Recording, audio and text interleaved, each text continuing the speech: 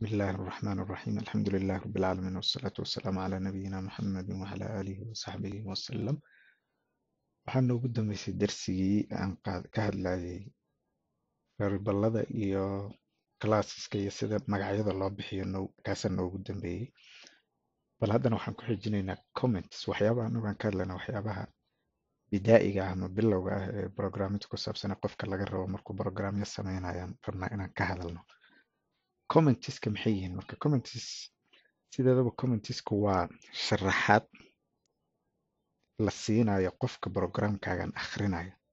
Programkan qofka akhrinayo sharaxaad aad siinayso waxaan wuxuu yahay method walba ama wax walba oo sameynayso waana waxyaabaha ugu fiican program markaad sameynayso inaad sharaxaad ka bixiso. Sharaxaadaasna waxaa la rabaa si fiican oo qaab wanaagsanana inaad u doorato ood samayso. ayadana inta badanna programka qaybaha ugu yarna way ka mid tahay oo yacni qaybaha ugu badan waa programminta iyo codeka aad samaynaysa, laakiin sharaxaadani waxay ka hadlaysaa mar walba waxay focus ka saaraysaa waxaan wuxuu yahay. Mathalan method baad qortay, qofka ma fahmayo waxaan haddaadan u sharaxin oodan dhihin waxaan shaqadan u qabanaya. Okay, commenteska ayaa waxay u qaybsamaan laba qaybood. mid waxaa la yidhahdaa block comment, waa qayb ishaysato weyn oo yacni dhowr sadar ka kooban oo isku xiran. qaybta sida tan hadda exampleka meeshan ku yaalo kale, markii la bilaabayo waxaa lagu bilaabaa slash iyo xidig, waxaana lagu xiraa xidigtii iyo slash. tana waxaa la yidhahdaa marka block comment, yacni waa wax isxirma iswata oo commentiya waay. iyo qaybtan kaleeto ah single line comments. single line commenteska waa hal line oo kale. Mathalan waxaad leedahay waxaasuu ku saabsan yahay oo kale, marka ayada sameynaysana qaabkaana loo sameeyaa oo double slashkan oo 2 slash ah ayaa lagu comment garaya, ayaa lagu bilaabaa. haddaadan ku bilaabin hadhow computerka ama programka aad sameynaysay softwareka ama ku run gareynaysay codekaaga wuxuu kuu sheegayaa inay wax khaldan yihiin, error inuu jiro ayuu kuu sheegaya. marka waa inaad mar walba waxaan sida ay kuu sheegayaan inaad block haddaad rabtid inaad samaysid inaad slash iyo xidig ka hormariso kuna xirto xidig iyo slash. haddaad rabtid laakiin single hal line keliya haddaad rabtid inaad samaysid waa inaad 2 slash ku samayso. marka labadan hadda meeshan haddaad ku aragto labadan midba waa comment goonidiisa u madax bannaan. kan waa hal line, kana waa hal line. Java program markaad Java wax ku programinayso wuxuu noqon karaa kalaasyada aad samaynayso any number, inta tiro ay rabaan aad rabtay noqon karaan. kuma xirna tiro limit ama in ay ku goynayaan oo kaleyn intaas kaliya xadidan ayaad samayn kartaa ma jirto. intaad rabto oo classes aad samayn kartaa. waana arki doonaa classeska iyo waxay yihiin oo dhan. sidoo kale markaad rabto marka classkaas inaad run garayso, mathalan classya tiro badan baad samaysay ama hal class ama intuu raba ha noqdo, waxaa shardi ah oo laazim ah classkaasi inuu ka kooban yahay inuu ku jiro main function. hadduusan main functionkan ku jirin kuma shaqeynayo, waxba kuma soo baxay. waa laazim inaad main function aad ku qorto class. laazim waa classka inuu lahaado main function. main functionkoodana suu u yahay waana public static void main string iyo labadan bracket isku xiran arguments ay kasoo gaabiyeen tan. marka kan hadduusan lahayn classka wax haba yaraatee uu ku soo saarayo male, waanan arki doonaa. okay, meeshan waxaan fiirinaynaa marbalka object oriented programming waxa uu ka kooban yahay isaga muxuu yahay. object oriented programming saddexdan waxyaabo focus ka saara waa objectiga iyo classka iyo methodka. kulligoodna waa arki doonaa ilaahay hadduu yiraahdo waxay kala yihiin iyo siday u kala shaqeeyaan. iyo haddaadan kuwan baranin programmingka waxba kama fahansanid. waa laazim inaad taqaano, haddii kale waad ku wareereysaa. method see loo qoraa, muxuuse yahay, class muxuu yahay, objectna muxuu yahay. okay, waxaa loo soo gaabiyaa object oriented programming, waxaa loo soo gaabiyaa OOP. OOP haddaa aragto waa object oriented programming. waxyaabahana waxay yihiin kuwayaalahan soo socda, afartan soo socota ayaa waxay kala yihiin waxyaabaha asaaska u ah oo object oriented programmingka laazim in lagu sameeyo oo la raaco ay kugu nidaamiyeen. waa afartan waxyaabo. okay, bal mid aan usoo qaadana. midka ugu horeeya waxaa la yihahdaa abstraction. waa in aad koodkaaga ku samaynayso abstraction oo see ah inaad qaybta mathalan tusaale waxaa loo soo qaataa yacni mathalan tv oo kale componentiyada ama canaasirta ama waxyaabaha uu gudihii tv-ga ka samaysan yahay ma garanaysa laakiin waxaad garanaysaa keliya sida loo isticmaalo remote-ka sida loo shido waxaasoo dhan laakiin electronic ahaan iyo program ahaan siduu u shaqaynayo tv-gaas ma garan kartid waa lagaa qariyey laakiin waxaa lagu tusay keliya sida functionka waxyaabahanita keliya remote-ka iyo sida loo shiday waxaasoo dhan qaabkaas waxaa la yiraahdaa marka abstraction in lagu sameeyo programka userka wixii muhiimka ah la tuso laakiin wixii kaleeto oo codingka iyo waxyaabahaas ku saabsanayo dhan laga qariyo usan arag taas waxaa la yirahdaa abstraction waxaan oo dhan aad aragti waa nidaam waad si caadi waad u programsan kartaa laakiin waxan waxa waaye waa nidaam loogu talagalay inuu programkaaga uu noqdo program nidaamsan uu noqdo kan kaloo ku xiga waxaa la yirahdaa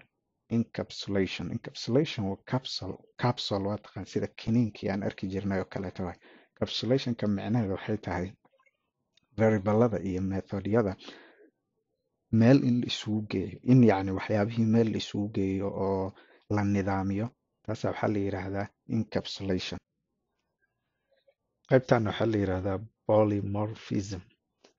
polymorphismkani waa inuu objectiga yeesho qaybo badan inuu yeesho ashkaal kala duwan ashkaal badan yani noocyo badan inuu yeesho ayaa waxaa la yiraahdaa polymorphism tan ugu dambeysa waxaa la yiraahdaa inheritancegan waa in uu yeesho objectiga dhammaan astaamaha uu lahaa kalaaskii asalka ah astaamaha uu lahaa inuu yeesho yacni macnaheeda waxay ka dhigan tahay class waxaad haysaa sawir ahaan waan ku arki doonaa iyo qaababkooda mar video gooni ah oo object oriented programming ka hadlayaan sameynaynaa hadda maadaama aan dersiga wadnaan saas aan usoo kokoobaynaa yani waxay ka dhigan tahay kalaaska asalka ah sifooyinka iyo waxyaabaha wato inuu yeesho kalaasyada kaleeto ee subclasseska la dhaho subclasseska waa kuwa ku xiran kalaaska originalka ama asalka ah kuwa ku xiran waa inay yeeshaan kan asalka ah wuxuu leeyahay taas waxaa la yirahdaa inheritance waana arki doonaa sida loo sameeyo okay bal algorithmkana aan aragno muxuu yahay algorithm wuxuu yahay maxaa loola jeedaa bal taxriiftiisa algorithmka waa koox ama majmuuco tacliimaad ah ama tilmaamayaal ah si problem loo xaliyo problem yani waxbaa lagu siiyey waxaa lagu yiri waxaan iga shaqee mathalan waxaa lagu yiri 2 lagu daray 3 stepkaad qaadanayso program ahaan aad u qorayso stebyadaas intaadan ku qorin javada ku qorin kood ahaan aadan u qorin stebyada aad qaadanaysa algorithm la dhahaa waana arki doonaa kulli sida loo sameeyo dhan okay algorithmka waxaa la rabaa inaad si dhammaystiran u qorto oo xadidan aad u qorto markaad qorayso oo waadixa mathalan haddaad algorithm u qorto qof kale dad u dhiifto kood ahaan wuu u qori karaa isagoona meel kale iyo wax kale ka raadin haddaad sidii la rabay oo rasmiga u qorto algorithmka waxaa loo qoraa ama english ahaan waad u qori kartaa ama pseudocode waxay dhahaan oo kale qaab pseudocode waa u qori kartaa labadana waa arki doonaa waana sheegi doonaa si ay u kala qoran yihiin saas labada noocba waad u kala qori kartaa markaad ku qorto algorithm ahaan markaad u qorto programkii way fududahay marka inaad java ku qorto way kuu fududaanaysaa markaas intaad tagto meeshii koodkii lagu qorayay markaas inaad ku qorto as a code oo java ahaan aad u qorto way kuu fududaanaysaa marka mar walba waxaa la sameeyaa algorithm ahaana loo qortaa markaad qorato kadibna waxaa lagu sameeyaa lagu fuliyaa meeshii koodka aad ku qoranaysay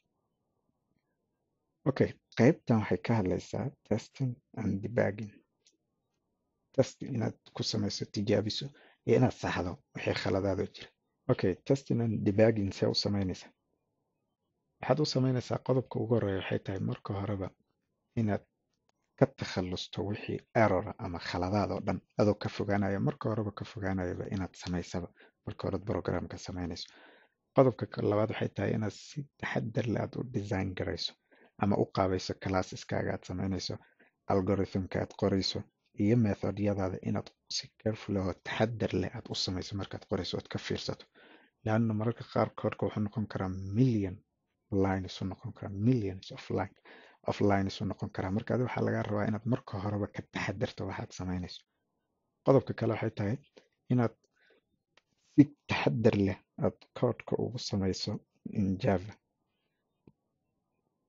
markaad samaynayso si taxadar leh inaad mar walba u samayso inaad testigarayso programkaaga si munaasabana aad u testigarayso adoo mar walbana soo saaraya wixii khaladaada markaasna isla markiina samaynayo oo fixed garaynayo khaladkii haddana markaasay test kale ku samaynayo barnaamijkii. Okay, bal aan u imaano errorada ama khaladaadka uu barnaamijka yeesho. Khaladaadka barnaamijka sideeda waxaa lagu magacaabaa program ahaan waxaa lagu magacaabaa bug. Buggaas markaad saxaysana waxaa lagu magacaabaa debugging. Debugging la yirahdaa markaad saxayso. Bug debugging waa markaad tirtirayso ama ka takhalusayso wixii khaladaad. Okay, waxaa jirta 3 qaybood oo khaladaada oo mar walba ood program samaynayso aad arki doonto. Midka ugu horeeya waa kan syntax error, waxaa ku xiga runtime error, waxaa ku xiga logic error. Mid walba wuxuu yahayna waa arkaynaa. Okay, bal midka ugu horeeya aan fiirino marka syntax error. Syntax error-kan muxuu yahay? Waa wixii ku saabsan naxwo ahaan khalad aad samaysay programkii markaad qoraysay. Okay, naxwo ahaan ruleka u yaalla Java markii aad qorayso program aad ayuu u adag yahay. Haddaad wax yar oo mistake gasho waxaa laga yaabaa wuxuu ku siinayaa programka wuxuu ku siinayaa khalad. Muxuu samaynayaa marka programka compilerka wuxuu qabanayaa marka khaladkaas aad samaysay qoraya markaas wuxuu ku soo saarayaa message sheegaya inuu khalad jiro meesha. Khaladkaas marka muxuu ka mid yahay example ahaan waxaa ka mid ah meeshii la rabay inaad dhibic meeshii la filayay koomo ayaa waxaad ka dhigtay adiga dhibic sida hadda tan oo kale dhibicdan oo kale aad ku qortay laakiin programka wuxuu filayay in koomo laga dhigo markaasoo kale wuxuu ku siinayaa khalad. aad u ilaaliyaa waxaan waa dad wax lagu qoray waayo la yidhaahdo dad waxaas aragto messagekaas bixi marka adiga haddaad in yar wax daba marto wuxuu ku siinayaa khalad. Okay, khaladka ku xiga oo kale wuxuu yahay runtime error. Okay, bal aan fiirina kana muxuu yahay? Khaladkan wuxuu dhacaa markuu barnaamijka uu rangaraysmayo uu shaqaynayo markaas aad adiga run tiraahdo uu soo baxa khaladkan. Ma soo baxo computerku wax isku jamcinayo ma soo baxo laakiin markaad run tiraahdo markaasay tahay markuu programkan uu soo baxo khaladkan uu soo baxo. Markuu khaladkan oo kale soo baxo computerka wuu soo saaraya waxaas uu qabanaya oo uu arkaya khaladkaas markaas wuxuu kuu soo dirayaa wuxuu tirtirayaa programkii oo dhan uu joojinayaa markaas wuxuu kuu soo saarayaa message uu kugu sheegayo inuu khalad jiro.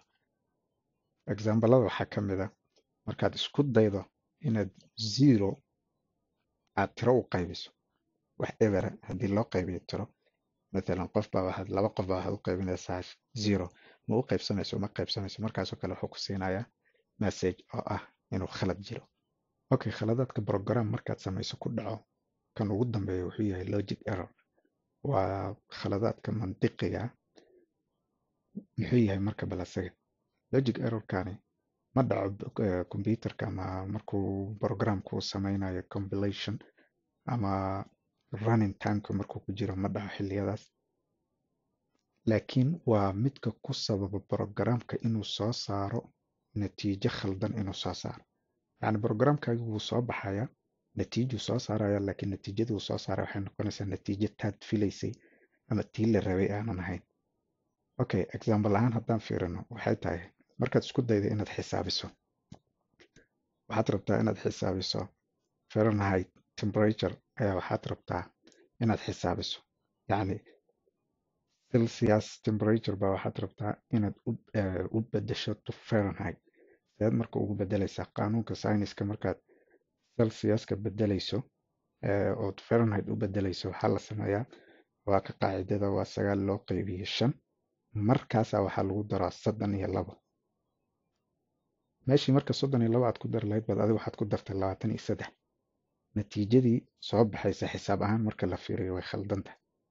Marka taasoo kale erroradii kaloo naqaanay ma aha waa logic error waa wax mantiqiya laakiin adiga markaad sameynaysay xisaab ahaan baad khaladay waxaad qoraysay baad khaladay marka taasaana example-keeda u yahay.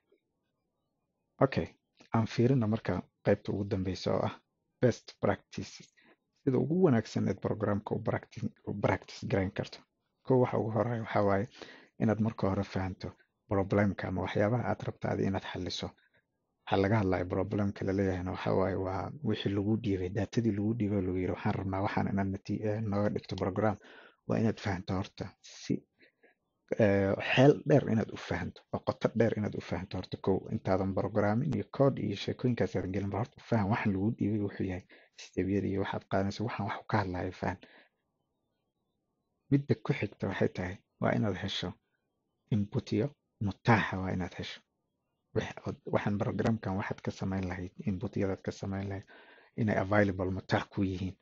Qodobka kale waa inay heshid hadday jiraan wax caqabad ah wax ku hor istaagayo oo waxaan aadan meesha programka markaad samaynaysa is leedahay markaad meeshaas maraysaa waxaas ku goyn doonaayo aadan dhinac aadan kasii gudbi karin.